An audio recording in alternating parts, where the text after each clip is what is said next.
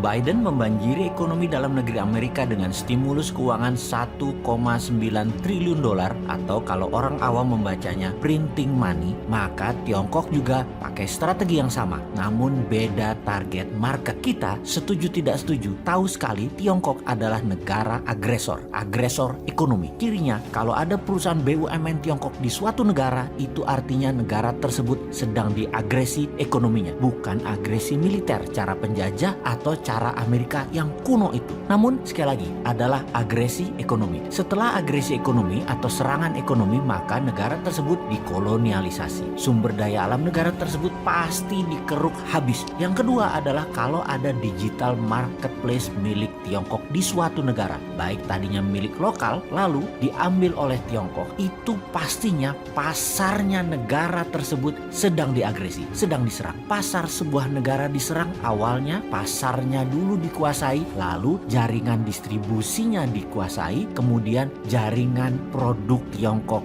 masuk. Kemudian ketika sistem pembayaran non tunai asing masuk atau pembayaran non tunai milik lokal kemudian dicaplok Tiongkok langsung atau tidak langsung, ini artinya sistem keuangan negara tersebut sedang diagresi. Semua ini terbungkus rapih dengan propaganda manisnya nanti ekonomi suatu negara tersebut jika bergabung dengan Tiongkok nantinya akan indah. Itu janjinya mereka, itu persepsi yang diberikan oleh mereka. Tapi nanti negara tadi suatu hari mereka jadi tua. Nanti negara yang diagresi tadi jadi kurus. Negara yang dikoloni jadi jelek, tak terawat karena nggak ada biaya maintenance, nggak ada biaya krim malam, nggak ada biaya sunblock, nggak ada biaya PRP, nggak dikrimbat rambutnya, nggak dipilates bodinya, nggak dikasih makan sehat tubuhnya. Begitu tua, jelek, penyakitan, pindahlah Tiongkok tadi cari bini baru. Sama, nggak bakal dirawat juga mereka. Ya dipakai terus aja sampai kering. Sedulur, perlukah kita urai apa sih yang negara tersebut atau negara selir-selir Tiongkok itu dikerjainnya? Juga ada pertanyaan, kok banyak sih negara mau jadi selirnya dan harus melayani kaisar Tiongkok tersebut? Strategi ekonominya ya sama seperti informasi di awal, dengan printing money. Itulah mengapa kita katakan berkali-kali, siapa negara yang pakai MMT? Ya hanya Tiongkok dan Amerika. Negara lain pakai teori ekonominya Adam Smith, pakai John Maynard Keynes, pakai ilmu-ilmu itu dah. Lalu bagaimana cara agar setelah SDA sebuah negara sudah di tangan,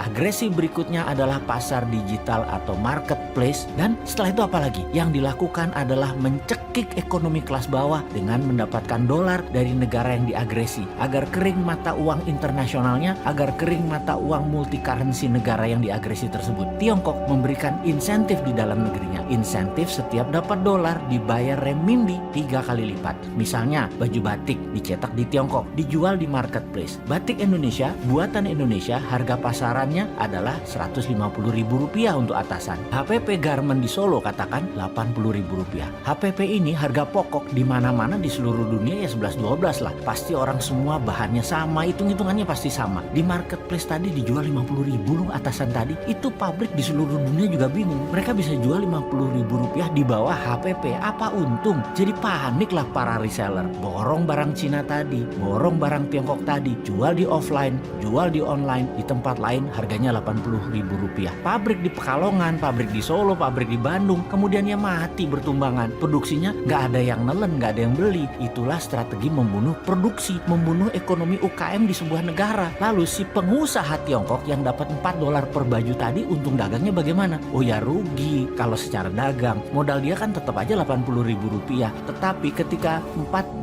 tadi uangnya masuk ke Tiongkok oleh pemerintah Tiongkok, dolar tadi bukan diberikan dolar, tapi diberikan renminbi yang nilainya 3 kali lipat dari nilai yuan terhadap dolar, alias mereka dapat sekitar $12 atau Rp150.000. Jadi modal tetap Rp80.000, jual dapat Rp150.000 karena dolarnya dikali 3 kan terhadap renminbi. Ya untung juga pedagangnya. Di sini dolar masuk Tiongkok dan renminbi dicetak aja, kasih ke rakyatnya sendiri. Toh untuk sektor produksi, Tiongkok print money renminbi 3 kali lipat transaksi dolar masuk ke Tiongkok. Itu kuncinya. Disinilah pedagang untung. Underlying printing renminbinya ada dua. Satu, dolar yang nilainya sepertiga, sisanya manufaktur Tiongkok, sektor produktif, nggak bakal inflasi. Itulah teori MMT. Dengan satu strategi printing money, Tiongkok dapat dolar, Tiongkok dapat meningkatkan produksi, Tiongkok mematikan UKM negara koloninya, ekonominya dan bisnis Tiongkok terus menyedot wilayah-wilayah lainnya lagi. Simpel kan bernegaranya mereka? Kok beginian aja nggak bisa ditiru sih? Tempe bener. Nyampe nggak sih ilmu beginian ke pejabat ekonomi dan keuangan negara? Oke lah, sing sabar ya kaum new mind. Kita nonton aja old mind mainin negara. Walau nggak enak nontonnya, agak wagu,